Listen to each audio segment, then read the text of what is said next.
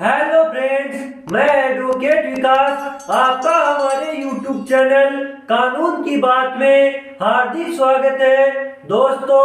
आपने अक्सर देखा होगा कि जब भी पति पत्नी के बीच में कोई भी विवाद होता है तो ऐसी स्थिति में पत्नी द्वारा कोर्ट में मेंटेनेंस केस दायर कर दिया जाता है। लेकिन दोस्तों, यदि आपको मेंटेनेंस केस की अच्छी जानकारी है तो ऐसी स्थिति में आप मेंटेनेंस केस से आसानी से बच सकते हैं। दोस्तों, आज के इस वीडियो में मैं आपको ऐसी 3 धाराएं बताऊंगा जिनके तहत आप अपनी पत्नी को मेंटेनेंस देने से बच सकते हैं। दोस्तों, यदि आप हमारे चैनल पर नए हैं तो वीडियो को लाइक करें और चैनल को सब्सक्राइब करें। दोस्तों, आप सभी को पता है कि पुराने कानून की धारा 125 सीआरपीसी जल्द ही बंद होने वाली है और इसकी जगह नया कानून लागू हो रहा है। भारतीय नागरिक सुरक्षा संहिता की धारा 144 के तहत मेंटेनेंस केस की संपूर्ण प्रक्रिया चलेगी और कोर्ट द्वारा इस धारा के तहत ही मेंटेनेंस की राशि का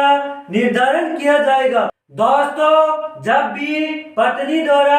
अपने पति से मेंटेनेंस की मांग की जाती है तो ऐसी स्थिति में पत्नी द्वारा अपने पति पर कई प्रकार के आरोप लगाए जाते हैं। पत्नी द्वारा कोर्ट में कहा जाता है कि सर, मेरा पति गलत है और मेरे पति ने मेरे साथ लड़ाई झगड़ा करके मुझे अपने घर से निकाल दिया है और मेरा पति एडल्ट्री में भी रह रहा है। लेकिन दोस्तों, महत्वपूर्ण बात यह है कि नए कानून के तहत पत्नी अपने पति पर झूठे आरोप नहीं लगा सकेगी। भारतीय नागरिक सुरक्षा संहिता की धारा 144 सबसेक्शन 3 में यह प्रावधान किया गया है कि यदि पति कोर्ट में यह कहता है कि सर, मैं अपनी पत्नी को अपने साथ रखना चाहता हूं, लेकिन पत्नी द्वारा कोर्ट में अपने पति पर कई प्रकार के आरोप लगाती है और यदि पत्नी कोर्ट में अपने पति पर लगाए गए आरोपों को साबित नहीं कर पाती है तो ऐसी स्थिति में कोर्ट द्वारा यह माना जाएगा कि पत्नी बिना कारणवश ही अपने पति से अलग रह रही है और ऐसी स्थिति में कोर्ट द्वारा पत्नी को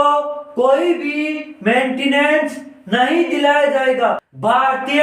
नागरिक सुरक्षा संहिता की धारा 144 सबसेक्शन 4 में यह प्रावधान किया गया है कि यदि पत्नी एडल्ट्री में रहती है या फिर आपसी सहमति से पति पत्नी अलग रह रहे हैं तो ऐसी स्थिति में पत्नी मेंटेनेंस पाने की हकदार नहीं होगी। भारतीय नागरिक सुरक्षा संहिता की धारा 144 सबसेक्शन 5 में यह प्रावधान किया गया है कि यदि कोर्ट द्वारा मेंटेनेंस का आदेश पारित कर दिया जाता है लेकिन कोर्ट को बाद में पता चलता है कि पत्नी आपसी सहमति से अलग रह रही थी या फिर पत्नी एडल्ट्री में रह रही है या फिर पत्नी बिना किसी कारणवश ही अपने पति से अलग रह रही थी तो ऐसी स्थिति में कोर्ट द्वारा बाद में पता चलने पर मेंटेनेंस के आदेश को समाप्त किया जा सकेगा। दोस्तों, रोजाना ऐसे ही नए नए इंटरेस्टिंग वीडियो देखने के लिए वीडियो को लाइक करें, शेयर करें और चैनल को सब्सक्राइब करें। मिलते हैं अगले वीडियो में, तब तक के लिए धन्यवाद।